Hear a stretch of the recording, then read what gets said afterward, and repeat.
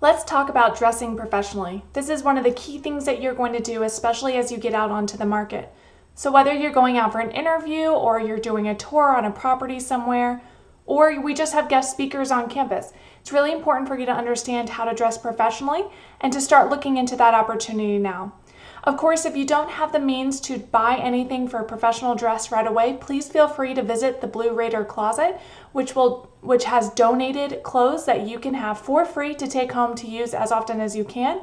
I also recommend looking at secondhand stores. All sorts of people donate their used business clothes to places like Goodwill. And of course, if you have the means to, I do recommend going out and buying a suit right away or purchasing for yourself some professional clothes because you're going to need them sooner than you think. And so this is a really good opportunity to start investing in yourself now. So let's talk a little bit about why it's so important to dress professionally. First thing here is that your clothes and your appearance and the way you groom yourself are the very first impression someone's going to have of you.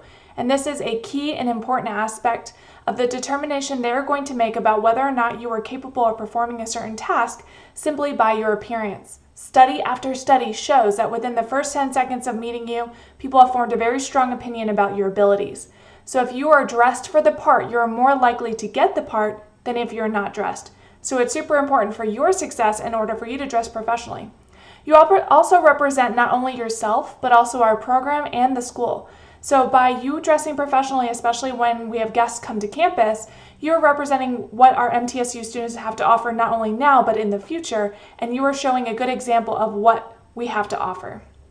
It also is going to show how serious you are. Are you really serious about this job interview? Are you really serious about the person taking their time to come to your classroom? Are you serious about the time that they're giving you for a tour? Are you serious about meeting them and networking with them and forming a relationship with them?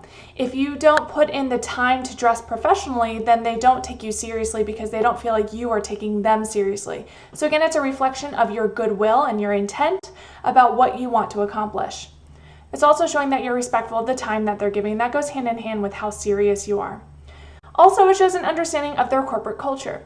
So there are going to be certain jobs and internships where it's a much more relaxed environment and potentially you could do a more business casual attire, but in general it's better to always dress up and dress up for success.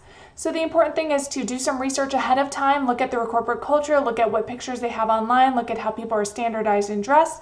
But even then, the corporate culture might be once you get there, you don't have to dress as formally. However, they do expect you to dress formally for interviews and also for meeting them in places like campus.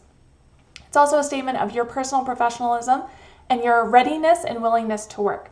So dressing for success, dressing professionally is a very, very important topic. It's so important that we're going to incorporate it throughout your time at MTSU because we really want you to understand just how important it is to present yourself in a professional manner.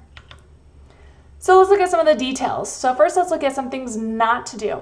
So it's not enough to just have the clothes. You also have to make sure the clothes look good. So what does that mean? If you are getting hand-me-downs, make sure the hand-me-downs have all their buttons. It's actually relatively simple to sew a new button on, so make sure you're looking at all your clothes. Are there any pulls or tears? Are there any rips? Are there cottons that are hanging loose? A lot of shirts over time will start to lint or pill. You want to make sure that you are discarding those or at least not using them for formal settings. Pet hair.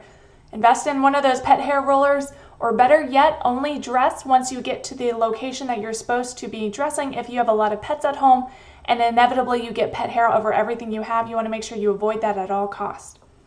So nails. Actually, a really important thing, so I am actually not representing what we should be doing. I have some chip nail polish. But if you're going for a formal interview, if you know you're meeting someone, you're doing a tour, you want to make sure that you have professional nails. So if you're like me and I just did it and I'm sitting at home, I'm not really going out right now. So this is during coronavirus, I can't really go out, so I don't really worry about it and I'm going to repaint my nails. However, if I were going out for a formal presentation, I would either want to completely strip this off so that it was clear cut, clean nails, or I want to have polish. For the men, that goes too. You really need to make sure that you have clipped your nails because first thing you do is you give a handshake, right? So they're going to be seeing your hand and they're going to see how cleanly you are through the way you keep your nails. Scuffed and old shoes. People do look at your shoes. They're going to look at your entire clothes and wardrobe and the entire image you make, not just the top, they're going to look at the bottom too. So make sure you have those nice shoes ready to go. So don't wear your best shoes or your most formal shoes for everyday occasions. Make sure you save them so that when you really need them for formal settings. The other thing is moderation is key. So don't wear a lot of loud jewelry, don't wear a lot of bulky things, not a lot of makeup. And then this also goes for smells. If you use too much perfume or cologne, it feels like you're covering something up, and it can be really overwhelming and overpowering. And that's the memory they're going to have of you are the person who wears too much perfume or cologne. So that's not an image you want to give them. So these are some don'ts. For some do's, personal hygiene. Super, super, super important. I'd say it's equally as important as the clothes you're wearing is that you have good hygiene. So what do I mean by good hygiene? You need to take a shower. You need to take a shower every day. You need to use deodorant. You need to clean your face. So if you struggle with something like acne, you want to make sure you're keeping your face as clean as possible and then potentially trying to cover that up. I know that seems really vain. However, people really do form their first opinion by your appearance. And so it's really important that you keep as good a first appearance as possible. I mean, we can only do so much with what we have with our body, but one of the things we can do is have good personal hygiene. Make sure you have a standard haircut that's a little more modest, clean, and styled, as well as more conservative hair. In general, more conservative is better, and you can always express yourself over time.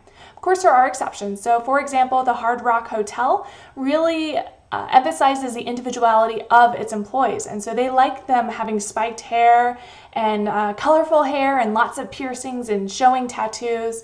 But most establishments are looking for something a little more traditional, a little more clean cut, a little less abrasive. And it just really depends on what fits you best. Now, it's also, if you can look over time, maybe some of the standards have changed. It used to be that men really couldn't have any facial hair, and now that's changing a little bit, but it still needs to be clean and trimmed and orderly. So you can still have that individuality, but when it comes to interviews, when it comes to meeting people, you want to be as clean cut as possible. Oral hygiene. Make sure you're brushing your teeth, you're flossing.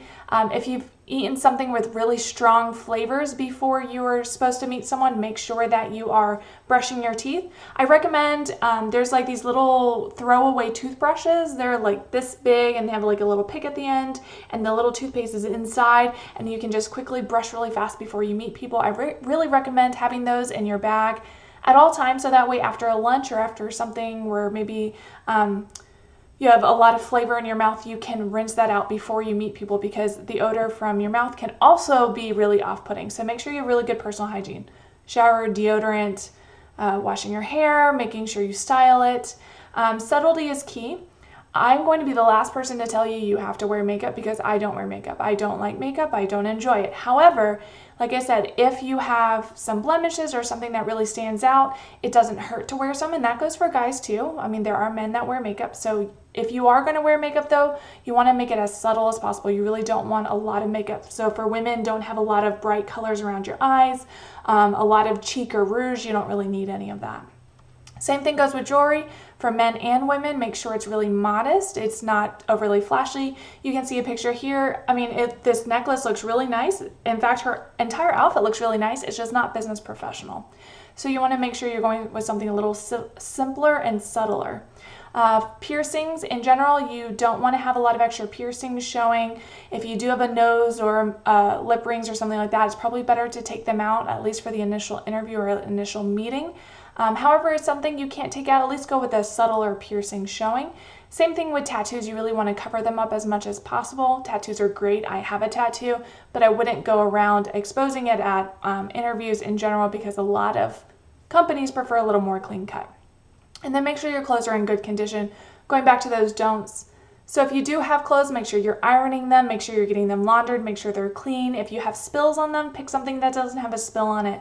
Anything with stains, go with something else. So if you've had a shirt for a long time and you're starting to see armpit stains, don't wear that shirt. Inevitably, that's just something you have to worry about.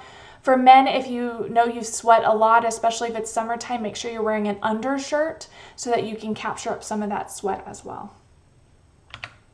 Okay, some general advice that I want to give you when it comes to the clothes that you're going to wear, and maybe you're a little resistant to some of the things I'm saying now. I have hired quite a few different people. I have been in the position to be able to interview and employ people, and I'm telling you that these things really do matter. They really are often a reflection of the quality and caliber of the potential candidate coming in. And that first impressions typically stand throughout the entire interview because they are a good way of really categorizing the kind of candidates coming in. Someone who comes in and spends a lot of time and effort on their appearance and dress is probably going to do the same when they become an employee for you. Look at it this way. If at an interview you are not willing to put your best foot forward, what would possibly be indicative that you would do any better once you actually got to the job? Typically, when you go in for an interview, that's the best you're possibly ever going to be. And so that's why it's so important to make sure you're dressing very professionally. In general, it is better to be slightly overdressed than it is to be underdressed. So keep that in mind. And the other really big thing is dress for the job you want, not the job you have. That's why you're not wearing things like jeans. That's why you're making sure you're looking at your business professional attire.